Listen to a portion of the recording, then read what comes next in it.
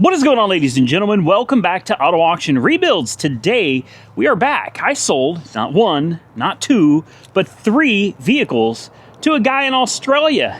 One of them's already shipped off, and two of them are on their way out the door right now. So then why are we staring at a Chevy Cavalier? Because obviously this is not one of them went down the road, right?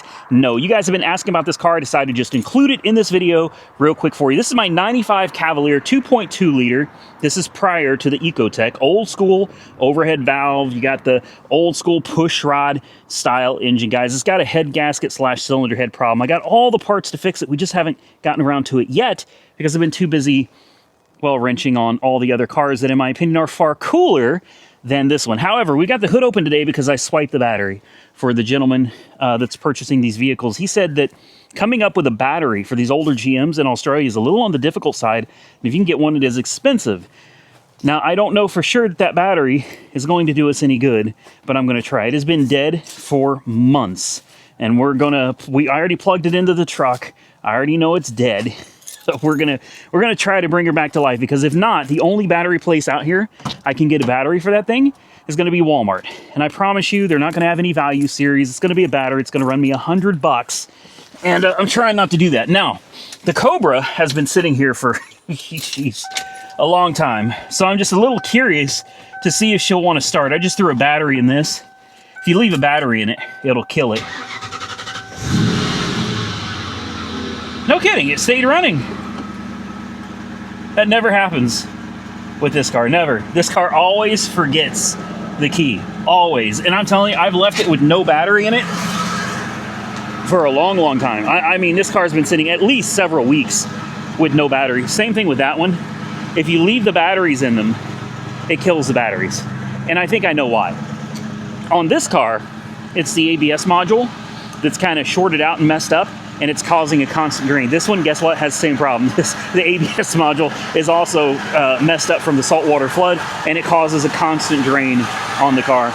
This is my Cobra, guys. You guys remember this one? I'm really debating sending this one down the road after we pull the transmission. Unfortunately, the clutch is messed up in this. You could float the gears down the road and it'll drive just fine, but the gears don't actually work. Like, oh. Hey, no. What was that all about? You're not supposed to die. That's not part of the plan. Anyway, when it's not running, shifts through the gears just fine. Now, if you haven't seen the videos, guys, this car was saltwater flooded, something like up to here, or something like that. It was pretty high. So the fact that it runs at all and drives, we drove it 10 miles, is absolutely amazing. And you can see it shifts through the gears just fine. The problem is once it's running, it no longer, and yes, my foot is on the clutch, all right? Hear that noise? Yeah, not good, man. It died again. It's always something new with this car. Anyway, we got to pull the transmission, get that clutch replaced. May just do the flywheel and everything all together as an assembly. There we go. Oh. Huh. It's always something new when you're dealing with flood cars, guys. Right? Always. Stay running. Stay running. No. It's just not happy. All right. Well, I did unplug the mass airflow sensor because I thought that was causing the problem, seeing as the mass airflow sensor was also underwater. The flood line on this car is crazy high, guys. It's up here. Low, super low mile Cobra. I got the new headlight for it sitting in the house. Honestly, it was running great. Maybe it's just upset because the mass airflow sensor is disconnected, but we're not here to really mess with this car today. We're actually here to say goodbye to these last two vehicles. Now, this gentleman has a YouTube channel, and if you're interested in Australian cars, I highly recommend you go check it out. Or if you're interested in seeing these cars, go to Australia, along with, what was that Buick Skylark I had, like a 93, 92, 94 Buick Skylark? That one also went to Australia. And these two are going right behind it, man. So super cool. The goal in this video is to, number one, get this truck running again, take it on the 10-mile drive, make sure that it still runs and drives like it's supposed to. Same thing with the Crown Vic. Want to do the 10 miles, make sure it still starts and runs and drives like it's supposed to.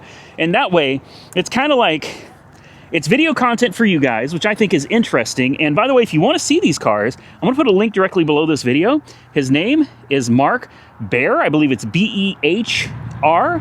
I will put a link below this video and in the comment section. You guys can go check out his YouTube channel. Mostly older, really cool Australian spec cars, man, and a lot of GMs and Fords and stuff and Chryslers and stuff, but the Australian spec versions of this. I think it's a really cool channel. I subscribed, and I hope you guys do too as well. Now, let's put the jump pack on, because this came out of the Cavalier, and we all know that Cavalier has not been running in this is very, very, very, very long time. So this battery is going to be completely drained. I just hope that it hasn't been sitting so long that we can't bring the battery back to life, because like I said, I'm gonna have to do the right thing and go to Walmart, I guess, and spend $100 on a battery, and that takes, it's 20 or so miles to town, plus 20 or so miles back.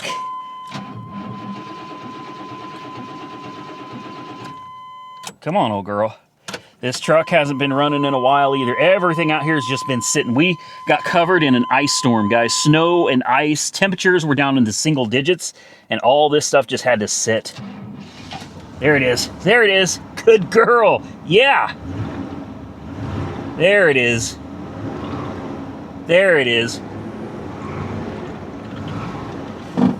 Obviously, it's charging, which is good. He asked me also, is that cargo lamp on or off? It looks like it was left on. If that was left on, no? Maybe it's burned out. I was gonna say, if that was left on, no wonder the damn battery keeps dying. But it doesn't seem to work, regardless. I think it was left on though. The lights are all off. It runs great. Anti-lock brake light is on. That's been on from the beginning. And he said, hey, if you got a chance, throw some Freon in the old girl. Let's see if the air conditioning will kick back on. I guess I can do that since we're already out here. She's charging 14.4. I'm going to leave this connected just so we can keep an eye on things. I'm going to leave it running, try to bring that battery back around. Where are the AC ports on this? If we could find them, I'll go grab a real quick can of Freon. Oh, right here?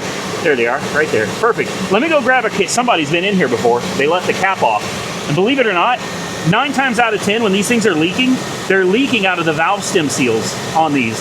And it's important to have that cap, the R134 cap, to cover this up, because if it's seeping out from this valve, guys, the cap has a rubber O-ring in it that will prevent it from actually leaking to atmosphere. So give me a second, let's go grab some Freon, see if we can get the air conditioning to kick on in this old truck. Now, I'm sure a lot of people are upset that I'm thinking about getting rid of the old Cobra, and there's a reason why. There's no reason for me to keep two of basically the same car.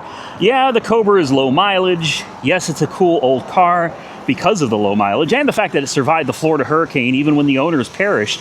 It's an awesome car for so many reasons, but I don't see the point in keeping two of these old SN95 cars. So if I have to choose one, if I'm choosing between the low mileage Cobra or that supercharged 5.0 Mustang GT, guys, I'm a 5-point slow fan for life, man. Those are the engines that I fell in love with as a kid when I was young. I love the 5.0s. That's my heart right there, man. So I would get rid of the 32 valve 4.6 liter Cobra, and I would probably just keep the 5-point slow. That's just my personal preference though. So I'm gonna do everything I can to get that white Cobra up and running reliably, shifting like it's supposed to.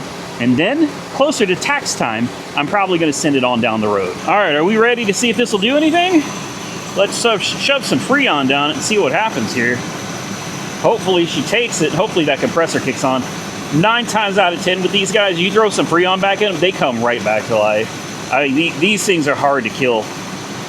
And this has got some miles on it too. The can's already getting cold, so we know we got some Freon going into the system here. She's taking it down.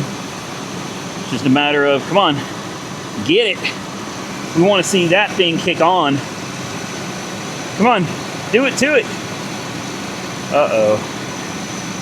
You can do it, man. I got faith in you. What's that old saying? You can't always get what you want. But if you try sometimes, you just might find you get what you need. Yeah, you can't say I didn't try. I mean, I've been holding this thing here, shaking it, holding it upside down, like, and she's got plenty of Freon in it. It's in the green, so I mean, she should be trying to kick on. Unfortunately, it ain't doing anything. Now, somewhere there's a connector, and you can jump that connector, at least on the older ones. It's a 2-pin connector. Usually sits right over here. Yep, there it is. Oh, it's a 3-pin. That's the newer one. No, it's a 2-pin. It's a 2-pin. Yeah. You can actually jump this connector and force the air compressor on and see if it works. If that's the case, then the problem is probably going to be right here. This is actually a pressure switch for your Freon. If it doesn't read that there's enough pressure in the system, it will not activate the clutch. So I may have to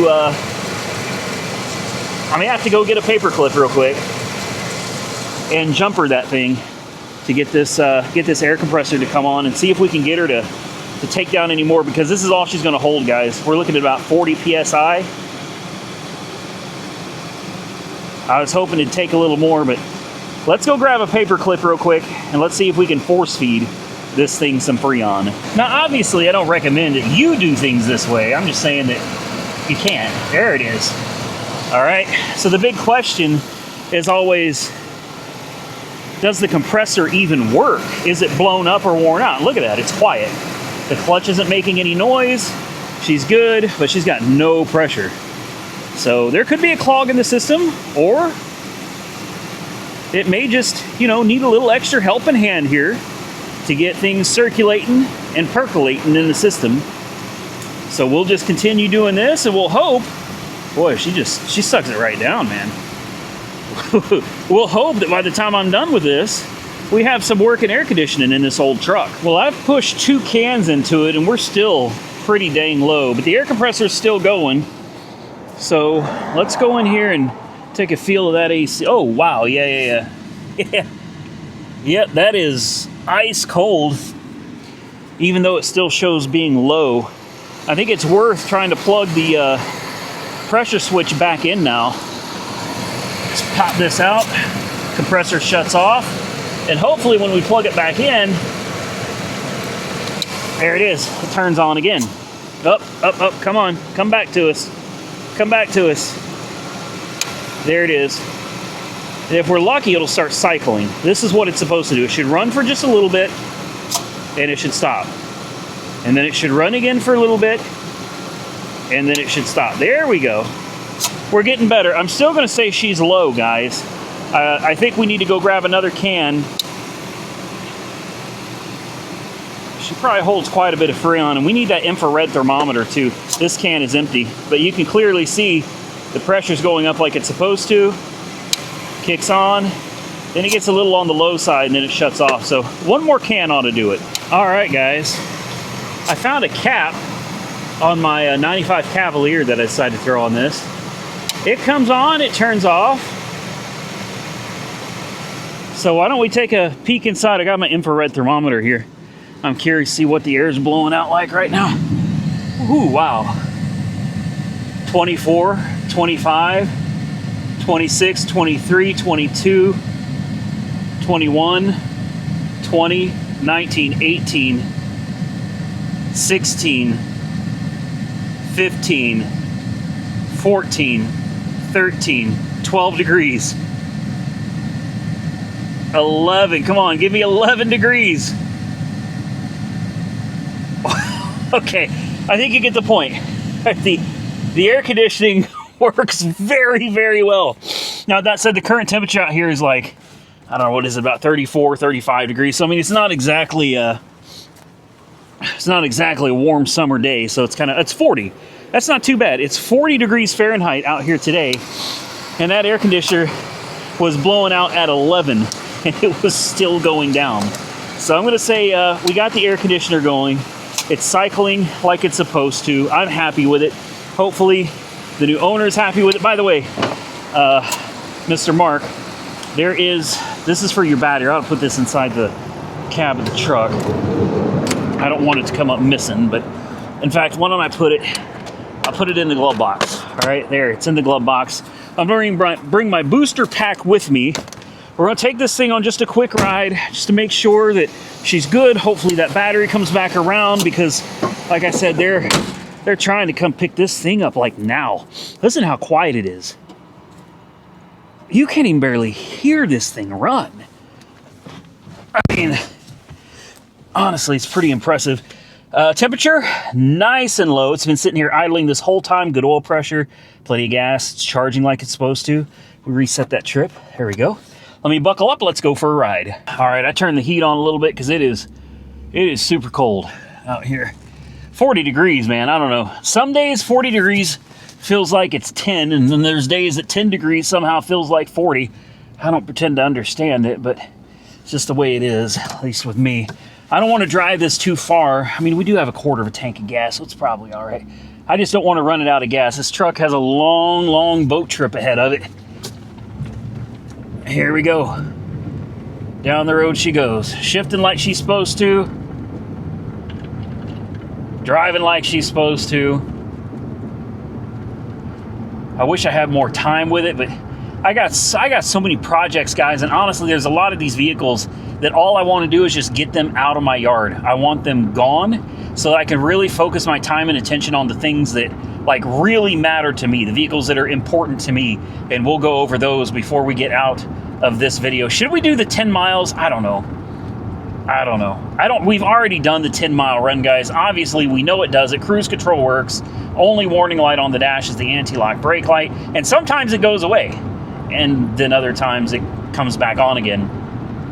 I think I'm going to do the 10-mile run. I'm going to do the 10-mile run because I want to give that battery every opportunity to come back to life. I do not want to have to drive 20 miles each way to go get a $100 battery for this truck if I can help it. But I will if that's what we got to do. So let's get down, do this 10-mile run, and we'll find out if this truck wants to start back up again. I'll tell you something, guys. The more this truck gets driven, the better it turns out, man. The better it gets. It's still got a little vibration. I'm doing over 70 currently. Over 70 miles an hour. There's barely any vibration left. When we first started taking this truck out on the road, but she'd rattle your teeth out, man. Those tires were flat spotted. They've really come back around. This is not something I would trust long term over a long distance. But then again, Vice Grip Garage has done it, and he's made most of his journeys just fine on old rotten tires. So there's that. Now, one of the main reasons I make these videos, other than to just inform you guys of what's sold, where they went, and sometimes how much. If you're wondering how much, I got $2,500 out of this, and I got $2,000 out of the Crown Vic. I paid $850, I think, for this at auction, and I was like $400 for the Crown Vic at auction. Now, after shipping and after fees, this one I had about $1,300 into, and after adding 3 cans of Freon at about $10 a can, that's another $30, and then we're still waiting to see if it needs a $100 battery. But still, not too bad. I had about $1,350 or so into this all in before we started this video. The Crown Vic cost me about $1,200 or $1,300 to ship, on top of the $400 that I paid for it, on top of the fees. So that one, yeah, that one I probably had about $2,500 into because it came from Florida. This one was right here in Oklahoma, so that helps. But the other reason I do this is so that the new purchaser can see, like, hey, man, you know, I'm not selling you a lemon. You know what I mean? I'm very open and upfront and honest about what's wrong with my cars and what they need, and I don't hide anything because at the end of the day, like, I'm not some slime ball car dealer that's like, I gotta sell a car to make my rent this month. You know what I mean? I own the buyer's property outright. I don't have any payments on it. The shop, the tools, everything, it's all owned outright. So I'm not justifying dealers being slime balls because they got bills to pay. I'm really not justifying bad behavior. I'm just saying it is a little more understandable when it's like, I'm gonna lose the barn. You know what I mean? I'm gonna lose the building if I can't make these payments. Okay, I kind of understand a little better, but it's not okay to rip people off. It's not okay to screw people over. So one of the main reasons I do this is, you can see, man, like, no joke, we've been cruising between 60, 70 miles an hour the whole way. We've already driven 5 miles. We're about to turn around and drive 5 miles back. You saw the air conditioner working. You saw my little, what is that, infrared thermometer, so you could clearly see that this thing was running at 11 degrees Fahrenheit. All right, you see the signals? Yeah, it works. And it's still sitting here. It's still sitting here. Man, maybe I need to take some of this money and figure out who owns this and buy that. It's even got some pretty good tires on it, man. Are you serious? Let's turn her around. We've done 5 miles on the dot. We're going to turn it around and we're going to do it again. Make sure there's no cars coming. We're good. Let's hit the road. All right. I mean, it handles nasty bumps. Just, are you serious? Check engine light just came on. Oh, come on, man. This is real though, man. It's not like fake edited television or anything. Like, stuff happens, man. Check engine light came on. With that said, you can clearly see we're still going 60 miles an hour. It's not bucking or jerking. It's driving just fine. The heat's working.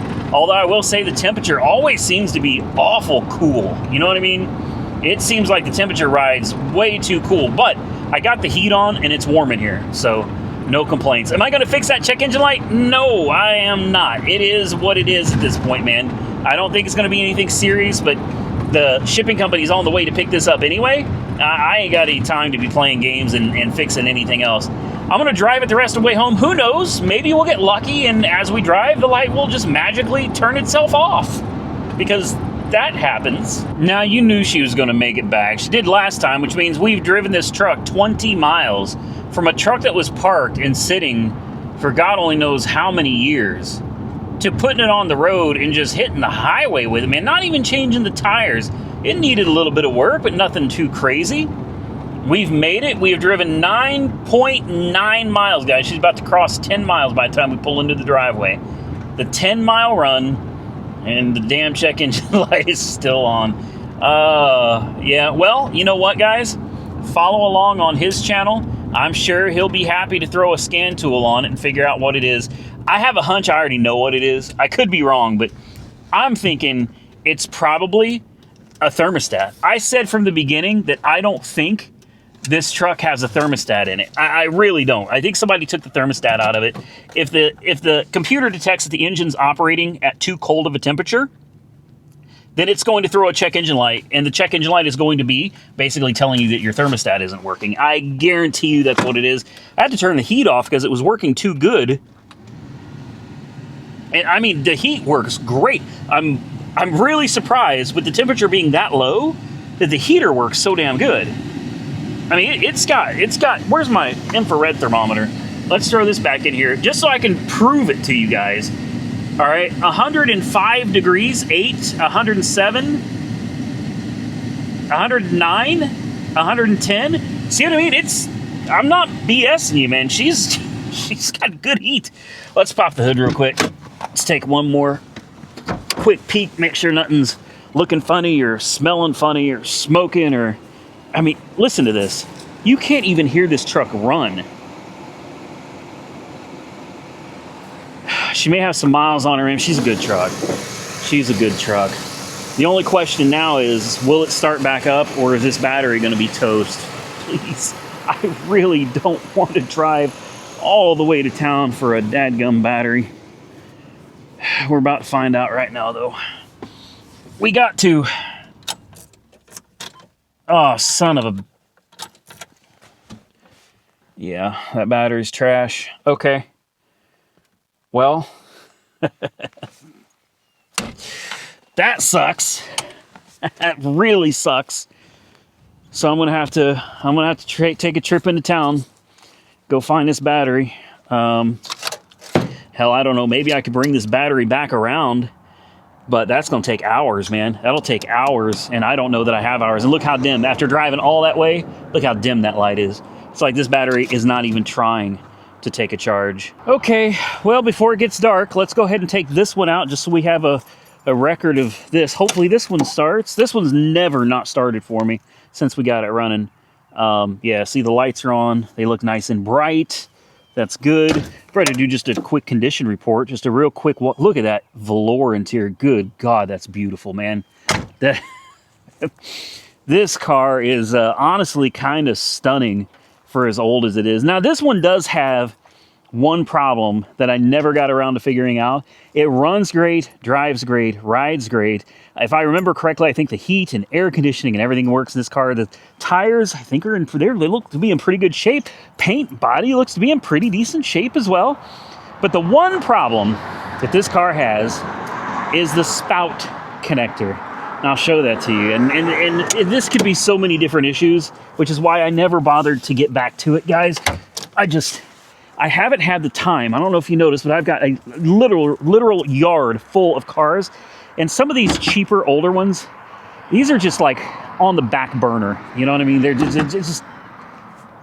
They're not as important to me to get figured out. So, oh, I put a battery in this one too. That's right. I did put a battery in this. So this one has this little spout connector that's over here by where the computer is. So this is kind of for the new owner too, in case you haven't seen the videos of the car. But this connector right here, there's a gray piece that fits in there. In fact, I need to go grab it out of the shop and include it. I'll put it in the glove box. The computer sits down there. Okay, right there is the big connector to the computer. That's the ECM. And here's the spout connector, wherever I just lost it. Great. Well, the spout connector is down here somewhere, man. That spout connector, here it is right here. You got it. Sometimes it falls back over here wherever this module is. But this is the spout connector. And when that plug is in, it doesn't run. Or it will run, but then it will die. And then it'll run, then it'll die, then sometimes it won't run at all again. Why? I don't know. I have no idea what that means. I've had people tell me it could be a crank sensor. Possibility. I've had people tell me it's the actual computer to the car. I've had several people get a hold of me and say, hey, I had the same problem. I replaced the computer. Car ran great. So I don't know. It's a 92. Shouldn't be too hard to find a used computer for this thing, or even a new one. I don't think it needs to be coded because there's no modules that need to be coded. You know what I mean? So let's go ahead and fire it up. Without that spout connector plugged in, this car runs great, drives great. Watch, now it'll make me into a liar. No, see, that's fire right up, man. Radio, you got your antenna. Power antenna goes up.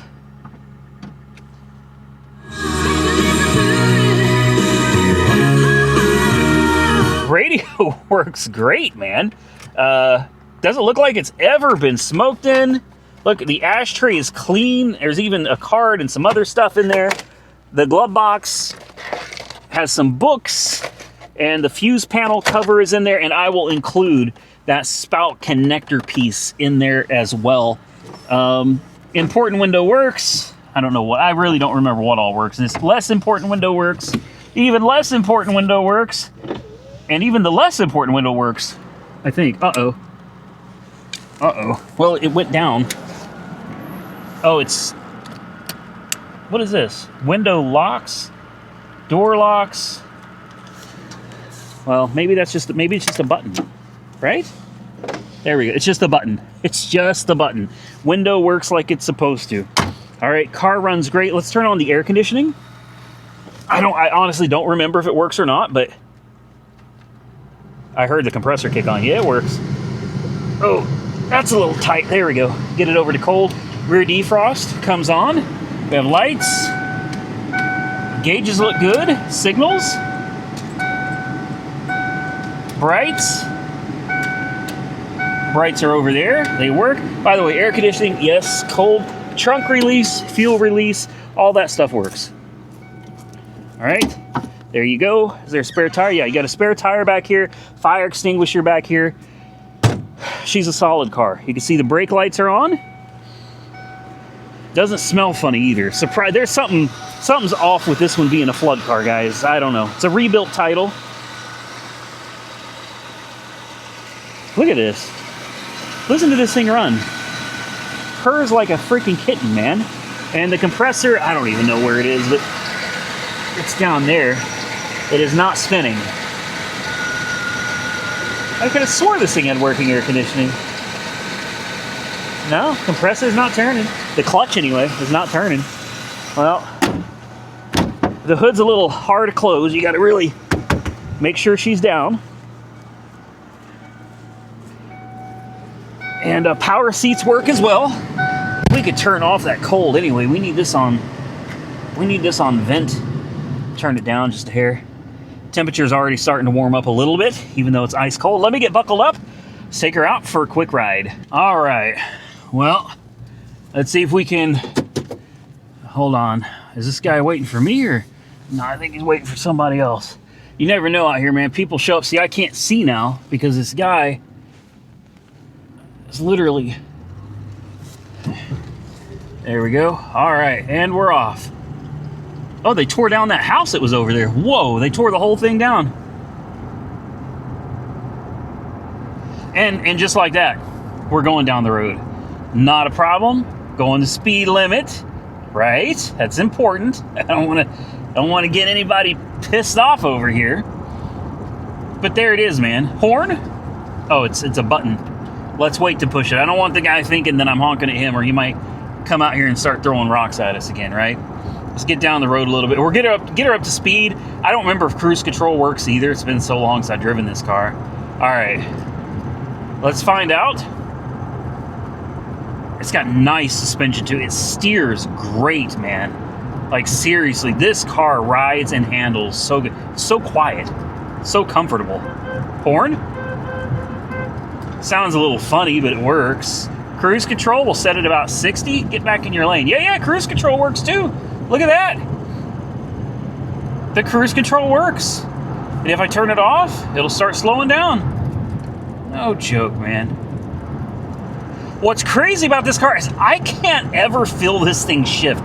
It had me sketched out for the first time I drove it. I was like, is it even shifting? It's so smooth. Now, of course, it's got to be shifting, or we would not be cruising down the highway at 60 miles an hour, you know, like it was nobody's business. The engine would be revved up like crazy, and the car would be all kinds of pissed off. I can barely give it throttle, and it starts speeding up nicely. You know, it's not like the engine is wound up or anything, man. 65, should we push it up to 70? Let's push it up to 70. There, it just kicked down. See? There, I finally felt it shift. I swear to you, this car shifts like butter. And I mean that, like butter, guys. It is so smooth in shifting. Even when I'm going to floor it, there it downshifted, and you barely can feel it downshift. And it just went back into overdrive. There's 85, okay? Just want to make it very clear. The car runs and drives great, man. Honestly, I think for this car, you got a pretty good deal on it. I think $2,000 was very fair for a car like this. Clean it up on the outside, and she'll be a beauty. Figure out what's going on with that spout connector, man. Whether it's a crank sensor or I don't know what it is, but whatever it is should be something very simple to fix. And you'll have a perfectly good running and driving old school Crown Victoria. I hear a slight exhaust leak. I don't know if you guys, it is so tiny, so slight coming from the passenger side, ever so slight exhaust leak. I'm kind of regretting selling this car now, honestly. I don't say that about too many cars, but this one was so cheap.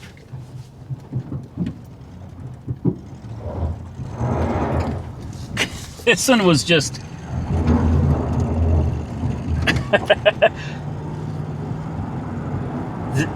This one was just too cheap.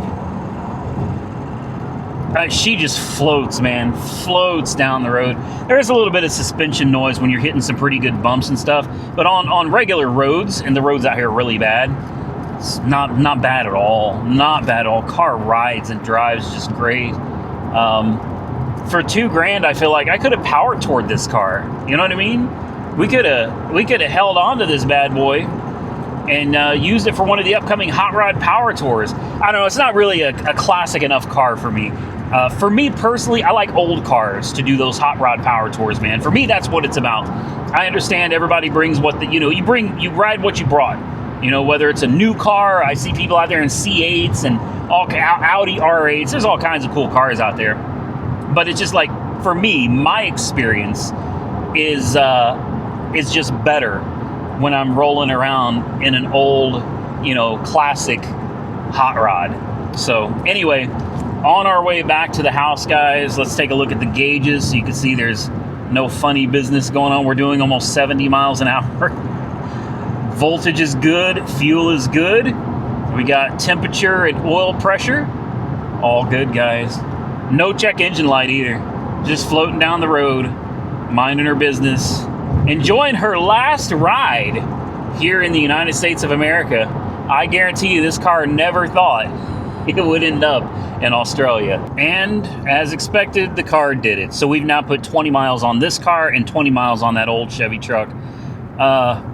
Man, I'm so happy with the way these cars turned out, and I'm certainly hopeful that the new owners are going to be very happy with them as well. Both of them are solid cars, man. Brakes on this are phenomenal as well. I wish this guy wouldn't have parked like right in front of me here. I can't see to get out. But it's so quiet, I can't even hear it running. Like, I have to really listen because it sounds like it's not even running. One thing I did notice, the miles don't work. So yeah, none of the mileage works at all on this. So who knows what the actual miles are. With that said, though, look, she shuts off. Let's start her back up. And by the way, we do have a check engine light. It works. I don't know if you can see it right there. The check engine light does work, and when you start it, fires right up. No check engine light. There's no warning lights on this car at all. None. I mean, it is just... what a phenomenal car, man. What a phenomenal car. Oh, just like that, I lost the damn keys to it. Let me go get the spout connector for this. That's important. I want to make sure I include it for the new owner, just in case he might need it. Those could be hard to find. I don't know. And then on this truck, I guess I need to go get some tools. We got to pull the battery. I'm going to have to take this for a quarter charge. I guess we'll head to Walmart, we'll throw a battery in this thing, and then we'll be done with the video. Now, this is another car that's just been sitting here forever, hasn't been driven, and damn, it deserves better. This is one that I got so many of them, I think I might send down the road, man. I don't want to, though, because I really love this car. Like, I really love this car. I got a new pair of headlights for it. I've got the new number 8 stickers that I need to put on it. This thing's only got like 45,000 miles, and it always starts. Remote keyless entry, all works. No warning lights, everything works, low mileage, just a fun supercharged car. You know, front wheel drive. Doesn't have the GM wiggle either, where you got to sit there and fight the key. You literally just take the key, put it, look at this. See, told you it'd fire right up. I knew it would. I knew it would. This is a car that it just won't let you down. Won't let you down. It even came with a great CD. Yeah, man. Right? Come on now. Look at this. Oh, I love this car. It's been so long since I've driven this thing. 48,757 miles. Man. 25.4 miles a gallon. Really? Damn. That's actually pretty impressive for a supercharged car, man. I'm going to buckle up. I'm going to adjust my seats. It feels like somebody short was driving this thing. There we go. Let me get comfortable, and we'll go grab a battery. See what I mean, man?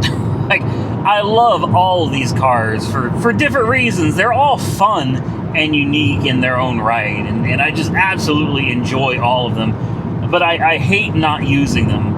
I hate leaving them all sitting outside in the elements. There's just nothing I can really do about that. So it leaves me sitting around wondering, like, maybe I should get rid of most of my cars. Maybe they'd be better served, you know, being owned by other people, actually being driven and used, hopefully put up and protected from the elements.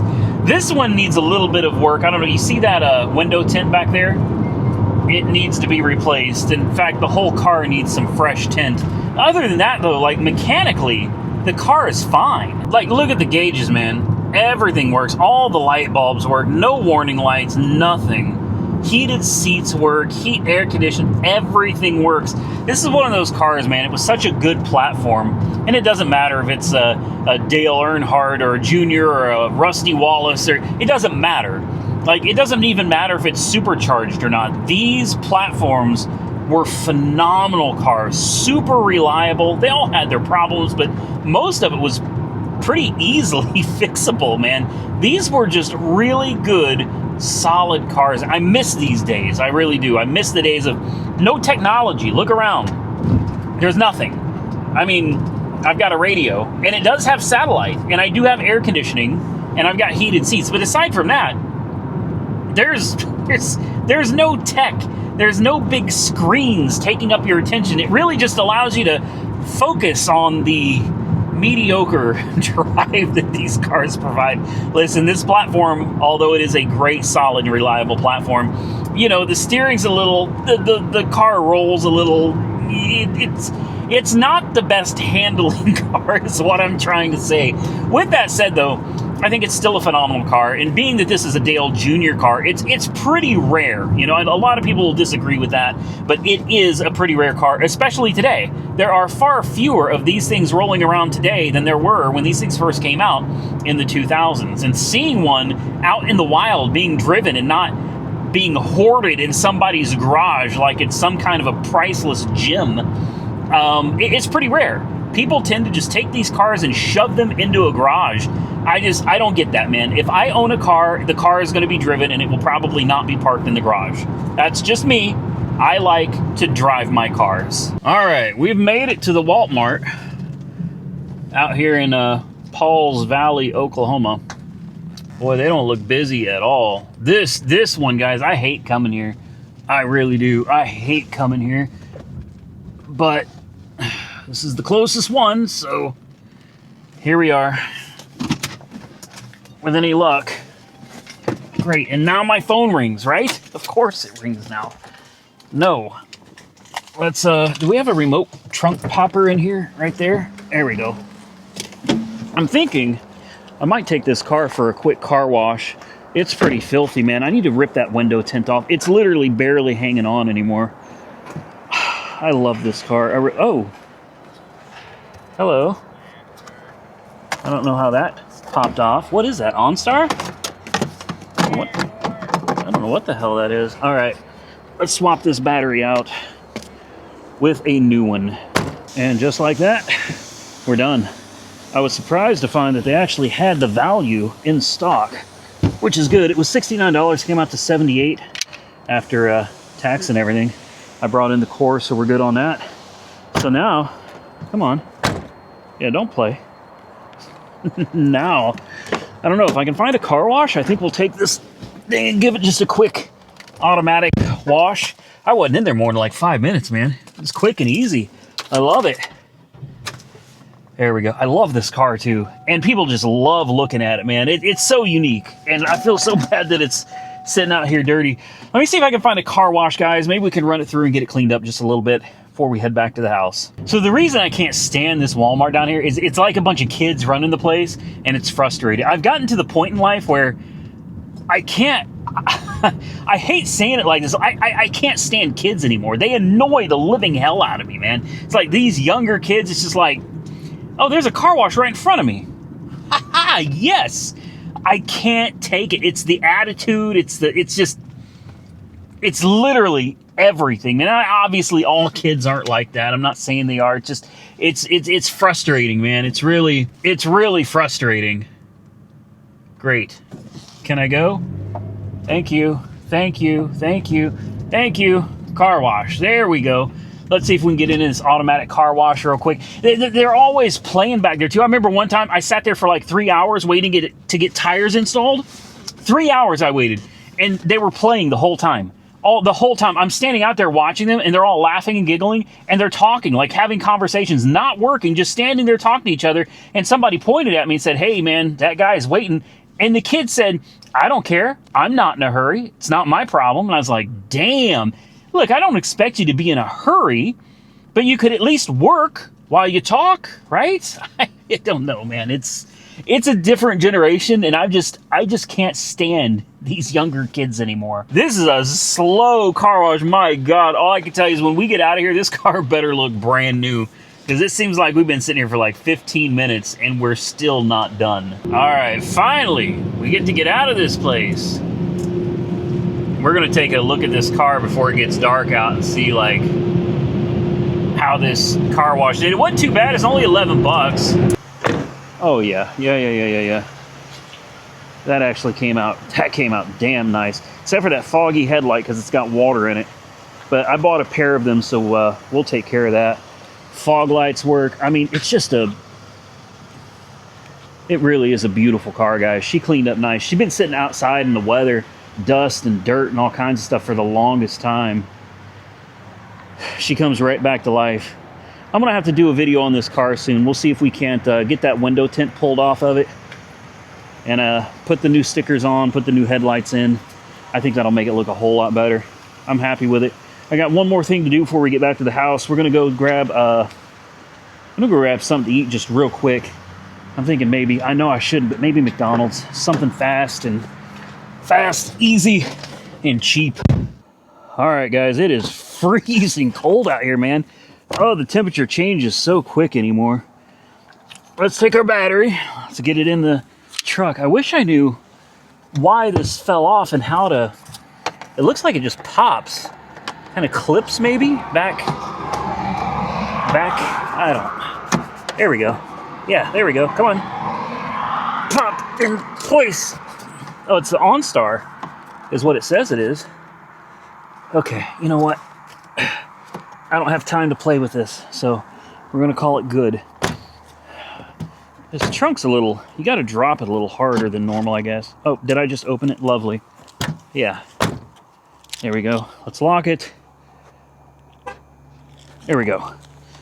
Good to go. Now we can take this battery and get on over to the truck. And I guess I gotta put the Mitsubishi Eclipse in the garage. I got the control arms for it. And I think the next video for you guys is gonna be the Eclipse. We're gonna put those rear control arms on it, and we're gonna try to clean it up and take it for a ride. And then I'm probably gonna have that one ready to go down the road too. I don't see any reason to keep it. All right. There we go. I wish I could do like Vice Grip Garage and just throw my batteries. He's brave. He throws them like a football, man. He just, yeah, throws them in there. I'm like, nah, these batteries are a little too expensive for me to be tossing them around.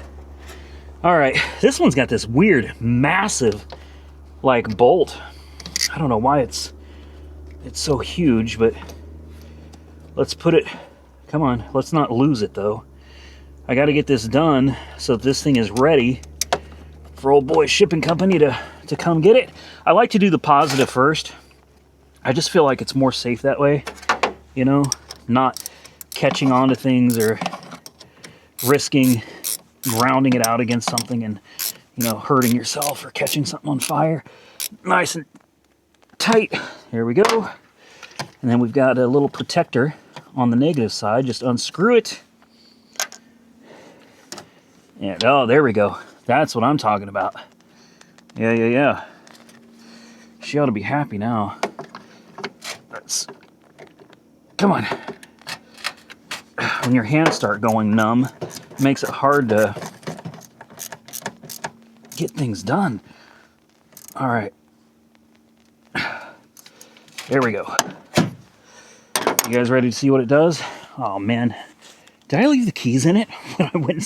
Yeah, I think I did. I think I left the key. I did. Oh, I left all my stuff in it, too. Oh, my goodness. It's a good thing people don't mess around out here. I forgot all about it. All right. Oh, remember, we did just replace the battery. She's going to be a little pissed off at first. There we go. There we go. Oh, the ABS light went out. How about that? There's no lights on the dash anymore. Look at this. Let me turn on the headlights for you. There are no more warning lights. The ABS light went out with a proper battery. I wonder if the whole problem was just that it had a really weak battery and it was causing some kind of a problem. We know it's charging. This light, this is just a little Harbor Freight light. Guys, this is incredible. Look at this. Look at the difference.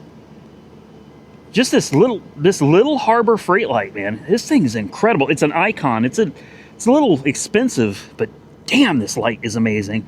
You guys can see everything. She's running great. She seems to be very happy with her new battery. Idle's perfect. No more warning lights, although I still expect you're going to get a warning light for that the low engine temperature. I still think either the thermostat is stuck open or it just, or it just doesn't have one. It came back. Damn it, man. There it goes. There it goes. Oh, it came back again. And there it goes again. What? You know what I think it is for the ABS? Forward, backward. I think it's a relay. I do. I think it's a worn out relay. So you'd have to find where the ABS relay is for this truck. I really think it's a relay. All right, we'll shut it off one more time. Will the anti-lock go out again? No, it's gonna stay on. It's gonna stay on. Yeah, now it's on again. Well, yeah, I've done everything I can, man. I can only do so much with these old cars. All right, well, it starts, it runs, it drives. What more do you want from the old truck, guys? I think I'm gonna pick up the keys and all of my stuff out of this thing, and we're gonna call this video a wrap. So do me a favor, if you enjoyed today's video, if you enjoy these kind of random vlog style videos where we just kind of do whatever comes to mind, hit the thumbs up button already and let me know. Consider subscribing to the channel if you're not already subscribed. And until next time, stay safe out there, everybody. I look forward to seeing you all again very soon in the next one.